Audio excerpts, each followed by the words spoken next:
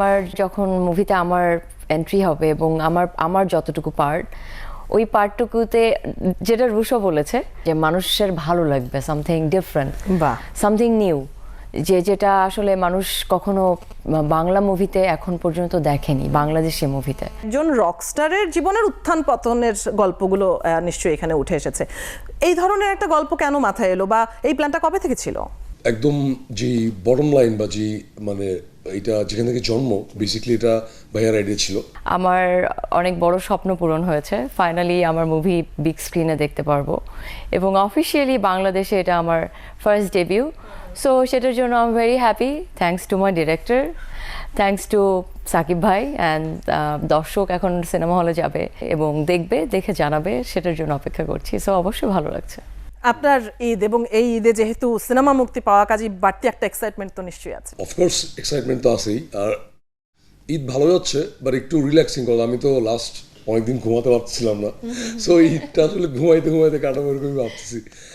Doing good and yes having fun. না, এমনিতে একটা রেস্টের সময় হয়তো পাওয়া যাচ্ছে ছুটির সময়টাতে, কিন্তু সিনেমার যে প্রতিক্রিয়া, যেহেতু রিলিজ হলো এবং দর্শকরা অপেক্ষায়ও ছিলেন অনেক লম্বা সময় ধরে, তো সেই প্রতিক্রিয়ার দিকেও নিশ্চয়ই চোখ রাখছেন। এটা আমি ডিরেক্টরের কাছ থেকে আগে শুনতে চাই যে রিলিজের পর থেকে আজকে কেমন দেখছেন রিয়াকশন? আমি আসলে একদম ফার্স্ট লুক যেদিন রিলিজ করছি সেদিন থেকে অনেক রিয়াকশন দেখতে পাচ্ছি, অ্যান্ড রিয়াকশনের মজাটা যেটা হচ্ছে যে day by day it's growing. মানে ফার্স্ট লুকে যে রিয়াকশন ছিল, তারপরে অ্যানিমেশন টিজারে আরও বাড়ছে, তারপর আরও বাড়ছে, ইটস লাইক গ্রোয়িং। এখন তো অনেক ম্যাসিভ। সো আজকে সকাল থেকে টেক্সট অ্যান্ড কলস এগুলিতে আসতেছে। আই এম লাভিং ইট। ভালো। মিথিলা, নিজেকে বড় পর্দায় নিজের দেখে কেমন লাগলো? মানে এক হচ্ছে দর্শকরা কি পরিমাণ চিয়ার করছেন আপনাকে দেখার পর, আর পাশাপাশি আপনি যেটি বলছিলেন যে এটা একটা বিশেষ পাওয়া অবশ্যই বড় পর্দায় নিজের ছবি ঈদের রিলিজ হওয়া। তো নিজেকে বড় পর্দায় দেখে কেমন লাগলো আজকে যেহেতু রিলিজ হলো? আজকে যেহেতু রিলিজ হলো, তো দর্শকরা কিভাবে আমাকে নিয়েছে সেটা তো দেখতে সময় লাগবে, যেহেতু আজকেই রিলিজ হলো, সেটার জন্য অপেক্ষা করছি। বাট আমি পুরোপুরি বড় পর্দায় এখনো দেখতে পারিনি, বাট দেখবো। আগের যুগের নায়িকারা ওই যে বোরকা পরে গিয়ে হলে গিয়ে দেখতে, ওরকম প্ল্যান আছে কোনো? আমার প্ল্যান আছে, আমার কাছের কিছু মানুষ আছে, যেহেতু ওখানে সবসময় অনেক জার্নালিস্ট থাকবে, তো কাছের কিছু মানুষদের সাথে আমি হয়তো বা আমার পুরা এভাবে যেতে পারবো না, বোরকা পরেই যেতে হবে, সো দ্যাট আমি ওদের সাথে বসে একটু মুভিটা দেখতে পারি আরাম করে, কোনো কিছু ছাড়া। তো এটা ভালো, বাট আমার হচ্ছে তুমি বোরকা পরে যাবো, আমি কি পরে যাবো? আপনি পর্দার পেছনের মানুষ, তো আপনার কিন্তু এদিক থেকে একটু সুবিধা আছে। না, তারপর আমার মনে হয় তোমার দরকার নাই, তুমি তো যাবা, তুমি you are representing this movie, because this movie is directed by you, তো তোমারটা ঠিক আছে, বাট আমি যেতে পারবো। হ্যাঁ যেতে পারবো। আর বাংলাদেশের দর্শকরা এখন অনেক কুল। হ্যাঁ, আমার কাছে এটা ফিল হয়েছে লাস্ট কিছুদিন, যে এখন মুভির ব্যাপারে লাস্ট 5-6 বছর স্পেশালি দর্শক কিন্তু এখন অনেক বিভিন্ন ধরনের দর্শক সিনেমা হলে আসছে, সব বয়সের। হ্যাঁ, এবং সব বয়সের। এবং আই বিলিভ যে এই মুভিটা, এটা তো মিউজিক্যাল মুভি, এবং আমার কাছে মনে হয় জেনজি এবং ইয়াং জেনারেশনস যারা আছে ওরা খুব পছন্দ করবে মুভিটা। রাইট। একটু এই মুভিটা নিয়ে আলোচনায় আসতে চাই। আপনি বলছিলেন ফার্স্ট লুক থেকেই মানুষ আসলে খুব আগ্রহ দেখাচ্ছে। এই মুভিটা তৈরির পেছনের গল্প একটু শুনতে চাই। মানে বোঝা যাচ্ছে মোটামুটি, আমরা যেটা দেখেছি টিজার দেখে যেটা বুঝেছি, যে একজন রকস্টারের জীবনের উত্থান পতনের গল্পগুলো নিশ্চয়ই এখানে উঠে এসেছে। এই ধরনের একটা গল্প কেন মাথায় এলো, বা এই প্ল্যানটা কবে থেকে ছিল?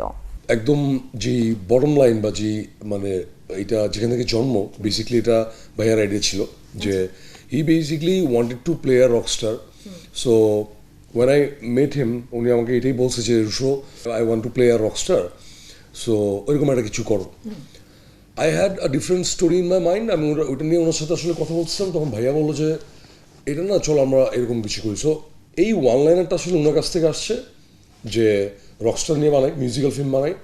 দেন আমি লিখা শুরু করলাম এবং গল্প বানাইছি, and everything, what ever the writing processes, ওগুলি সব আমি করলাম। বাট একদম যদি বলি যে বীজটা, ওইটা আসলে ভাইয়া বলছে যে চলো রকস্টার করি।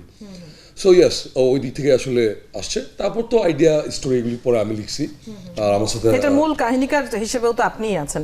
কাহিনীকার বলতে এই গল্পটা লিখছি আমি, গল্পটা আমার, এটা স্ক্রিন প্লে লিখছে হচ্ছে মাটি, আর এটা ডায়লগ লিখছে স্বাধীন। স্বাধীনা সামিউল দুজন। এবং এই দুইজন তো আসলে তাদের ডায়লগ আমরা দেখেছি উৎসবে, বনলতা এক্সপ্রেসে মানুষ খুব পছন্দ Right, করেছে। right, মিথিলার ক্যারেক্টারটা সম্পর্কে একটু শুনবো, আপনার ক্যারেক্টারটা ডাইমেনশন কেমন? যেহেতু আমি এখানে মিথিলা না, আমি এখানে এলেনা, তো এলেনার ক্যারেক্টারটা এখানে আসলে শি ইজ এ ফ্লাওয়ার এই মুভির মধ্যে। তো আমার যখন মুভিতে আমার এন্ট্রি হবে এবং আমার যতটুকু পার্ট, ওই পার্টটুকুতে যেটা রুশো বলেছে যে মানুষের ভালো লাগবে সামথিং ডিফারেন্ট, বাহ। সামথিং নিউ, যেটা আসলে মানুষ কখনো বাংলা মুভিতে এখন পর্যন্ত দেখেনি, বাংলাদেশি মুভিতে। তো ওই জায়গাটা নিয়ে আমি খুব এক্সাইটেড। আর আমি সবসময়ই আসলে এক্সপেরিমেন্ট করতে পছন্দ করি, চ্যালেঞ্জ নিতে পছন্দ করি। তো সেই জায়গাটা থেকে আমি আসলে বসে আছি যে মানুষ কিভাবে নেয়, দর্শক আর কিভাবে নেয়। শুধু মুভিটা না, এটার ক্যারেক্টারগুলোকেও আসলে মানুষ কিভাবে নেবে সেটাও নিশ্চয়ই আস্তে আস্তে রিভিল হবে, নিশ্চয়ই বোঝা যাবে। অন্যান্য ক্যারেক্টারগুলো নিয়ে একটু যদি রুশোর কাছ থেকে শুনি। এই ছবিতে আমরা যেটা দেখছি যে সাবিলা নূর রয়েছেন, নিশ্চয়ই তিনিও একটা গুরুত্বপূর্ণ চরিত্রে আছেন, এবং চমক হিসেবে আমরা দেখেছি পান্থ কানাইকে, চমক হিসেবে আমরা দেখছি সুনিধি নায়ককে। তো গানের মানুষজনদেরকে নেওয়া কি এটা মিউজিক্যাল ফিল্ম বলে? একটা পয়েন্টে you are right, because I wanted to involve musicians, মানে as much as I can. আমি মানে একটা musical film, so you know what, আমি একটা জিনিস বানাচ্ছি, যারা যে জিনিসটা বানাচ্ছে এটা মিউজিশিয়ানের লাইফ। আমি ডে ওয়ান থেকে আমার এরকম প্ল্যান ছিল যে আমি একটু মিউজিশিয়ানদের সাথে একটু বসবাস করি। যদিও আমি সারা জীবন মিউজিশিয়ানদের সাথেই, I was a musician too, so আমি মিউজিশিয়ানদের সাথেই এরকম বড় হয়েছি। বাট এই জার্নিতে আরও ট্রাই করতেছিলাম যেন একটু মিউজিশিয়ানদের সান্নিধ্যে থাকা যায়। সো অদিত ভাই ইজ মাই ভেরি ক্লোজ বড় ভাই, মিউজিশিয়ান অদিত রহমান। তা আমি অদিত ভাইরে বলতাম যে ভাই তোমার সাথে একটু ঘষা মারা যাই, আমি একটু পাবো মিউজিকের ফিল্ডে। সো এরকম ছিল আমার আইডিয়াটা। সো আমি চিন্তা করতেছি যে ওকে এইসব জোনে যদি একটু টাচ করা যায়। সো পান্থ কানাইয়ের যে ক্যারেক্টারটা, ওনাকে আসলে ফার্স্টলি আমরা অ্যাপ্রোচ করছি to play the character, not as a singer. But যখন ওই ক্যারেক্টার করছি, আমি ওই পিরিতি গানটা নিয়ে এমনিতে অনেক ছিলাম, মানে আমি এই গানটা আমি সবচেয়ে বেশি ড্রাফট বানাইছি। Like I have made more than 25 draft of this song পিরিতি।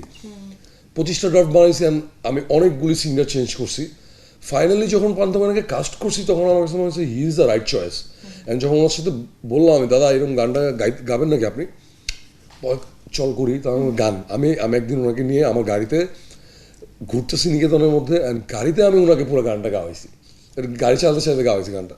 So it was a very interesting moment আর কি, যে আমরা কীভাবে কোলাবোরেশনটা করলাম।